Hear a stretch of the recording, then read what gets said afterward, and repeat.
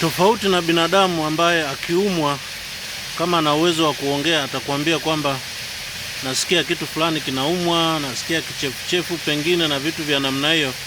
Wanyama hawawezi kukuambia. Kwa hiyo kwa kuku hasa broiler, hizi ni baadhi ya dalili ambazo zinaweza zikakuashiria kwamba kuku huyo anaumwa au kuna kuku wagonjwa kwenye banda lako. Kwa mfano, mwangalie kuku huyo hapa.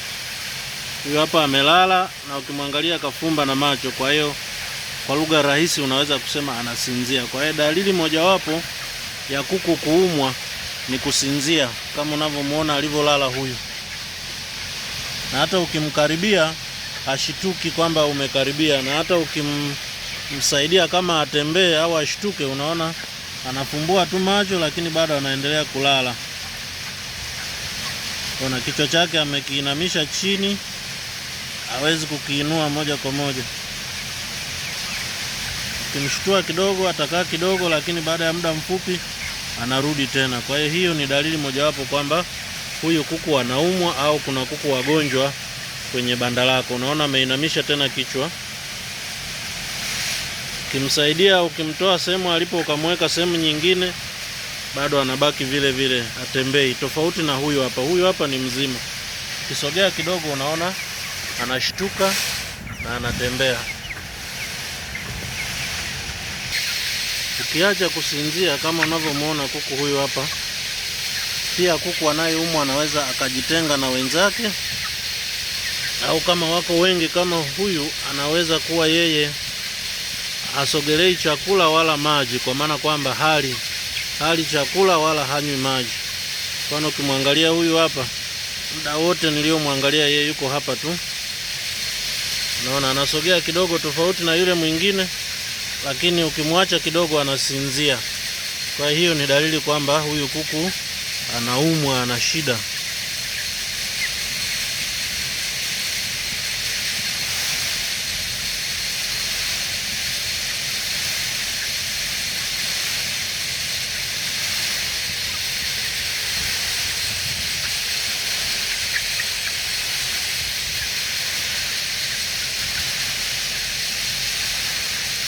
Anasogea huyu, angalau yuko na hali nzuri kuliko yule mwingine, lakini ni dalili pia kwamba ana shida, kwa sababu muda wote hajaenda kwenye maji wala hajaenda kwenye chakula. Yeye yupo tu kama vile anashangaa, haelewi nini kinaendelea. Ukiacha kusinzia kama kusinzia, lakini dalili nyingine pia ni kulala, kwa maana kwamba kuku muda wote yeye anapenda kulala. Angalia hawa kuku wawili, huyu amelala, huyu amesimama. Hao wote ni wametotolewa siku moja. Hata ukiangalia huyu ni mkubwa kwa umbo kuliko huyu. Kwa hiyo huyu anapenda kulala. Kwa hiyo ni dalili pia kwamba anaweza kuwa anaumwa au akawa ana shida kama unavyomuona huyu.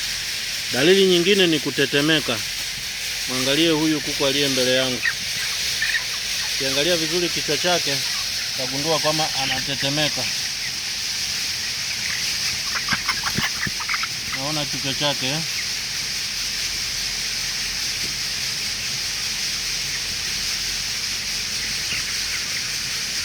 Lakini pia naye anapenda kulala. Tofautisha na ile kulala ya kawaida. Kawaida kuku akila, akishiba, amekunywa maji, kuna muda anapumzika, hawasimami muda wote. Lakini kama umekaa bandani kwa muda wa kama nusu saa mpaka lisali moja, huyo kuku amelala tu muda wote, inaweza kuwa dalili kwamba huyo kuku anaumwa au ana shida. Unaona nimemwacha anasinzia na kichwa chake anakiweka chini namna hii. Kwa hiyo ni dalili kwamba anaumwa au ni dalili kwamba kuna shida.